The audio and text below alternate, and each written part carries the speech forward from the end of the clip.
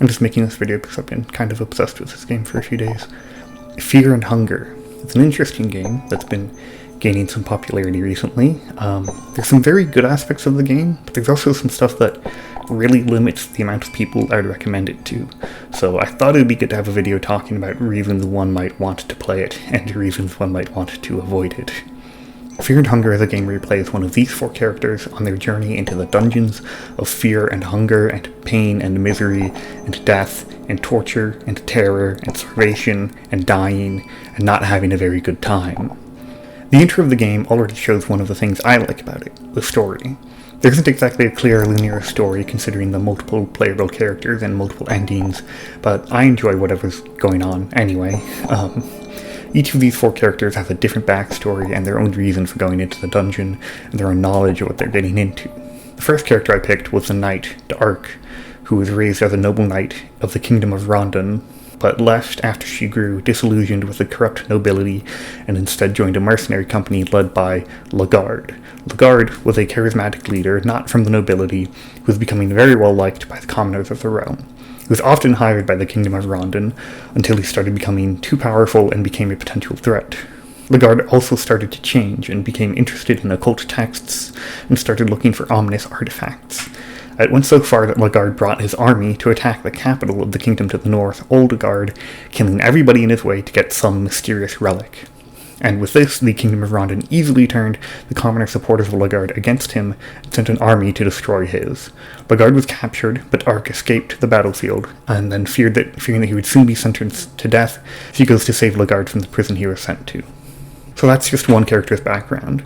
After having no idea what I was doing for a bit and then restarting, I decided to select the other characters to see what they had for a backstory. And they all have a completely different one. I won't recount all of them. You can just read them yourself at the start of the game. But for an example of how different, the Outlander Ragnvaldr is from Oldegard, so he knows the origin of that artifact Lagarde took, and his motivation for coming to the dungeon is to kill Lagarde himself, and hopefully stop whatever the artifact is being used for.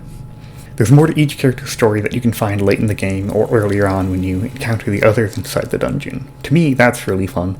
The other playable characters are actually there at the same time as you, doing their own thing. For example, the mercenary Kahara has apparently lost to the very first enemy of the game, and found himself imprisoned here. I imagine him as having been a new player who just picked the first character off the list and had no idea what they were doing, and so immediately died.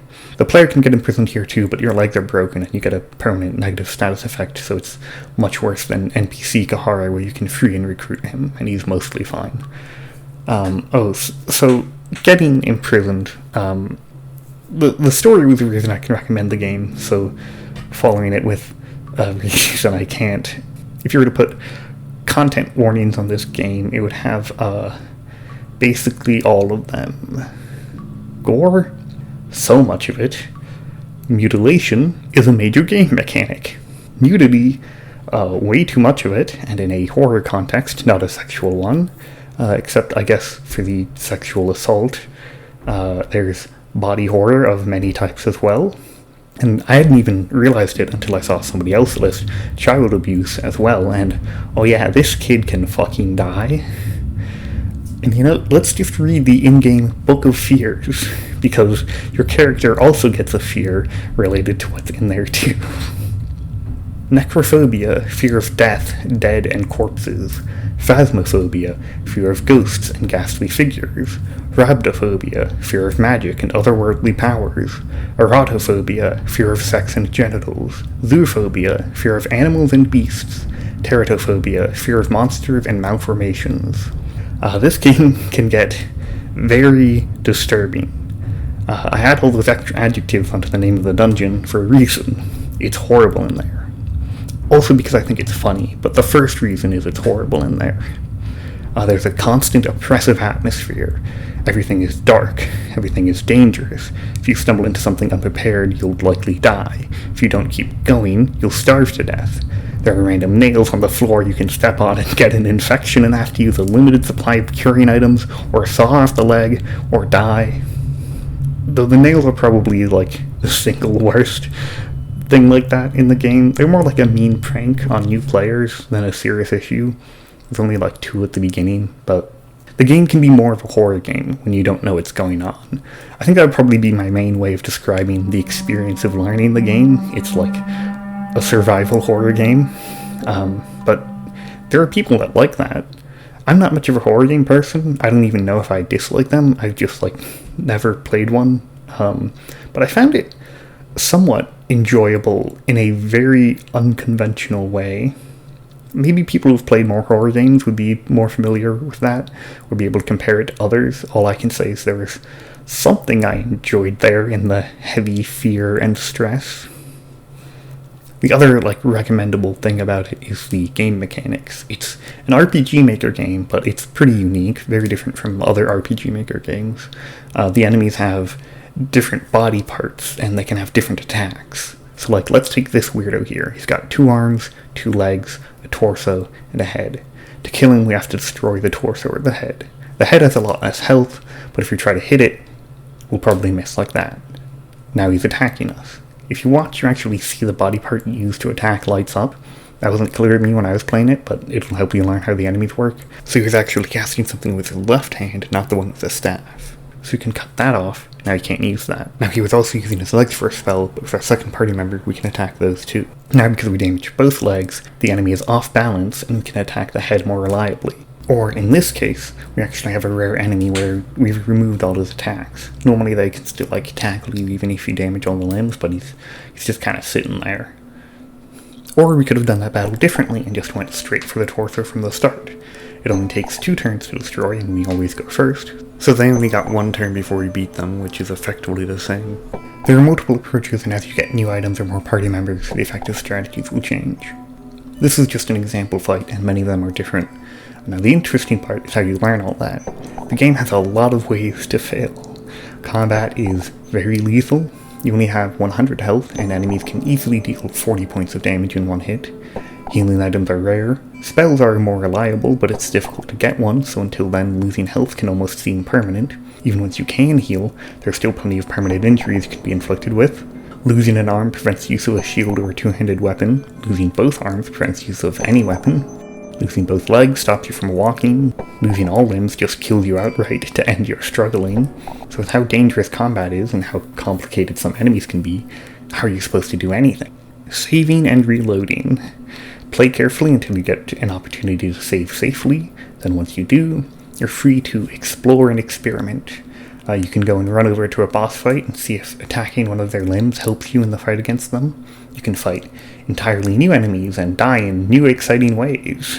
You can make horrible, horrible mistakes that ruin your game in ways beyond just death, and then just reload. Discovering this playstyle was another aspect of the game I enjoyed. It removes a bit of the pressure and anxiety, and let me enjoy things more. Now, I did mention saving. Thing is, saving is kind of limited.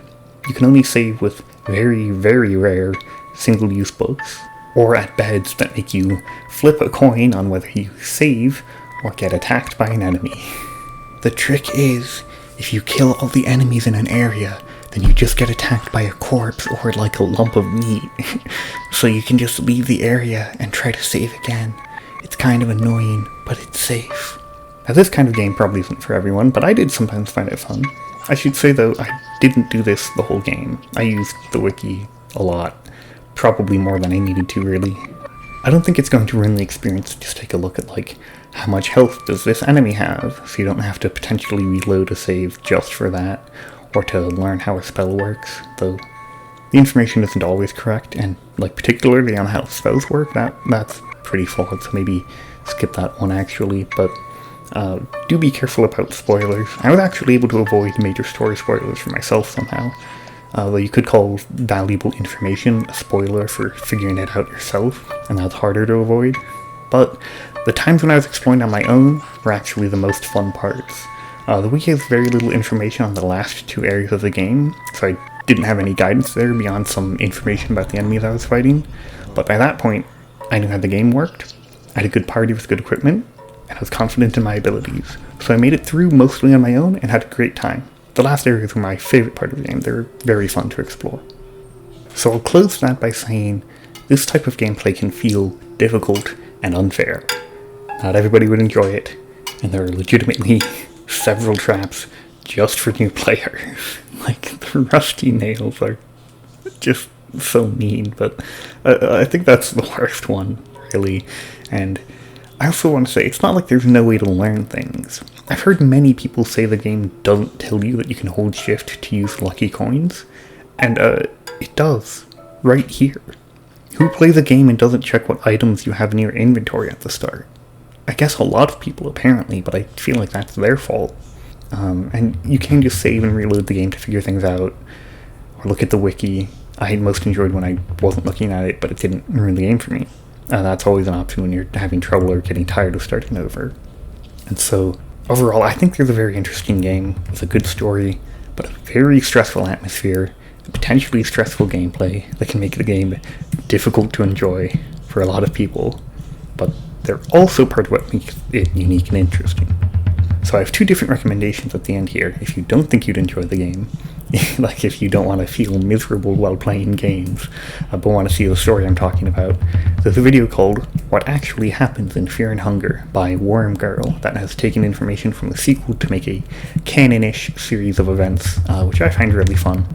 I heard about the hints from the sequel and started thinking of that myself for fun, who would do what in this circumstances, and then I found out that video existed, so I watched it, and it's really good.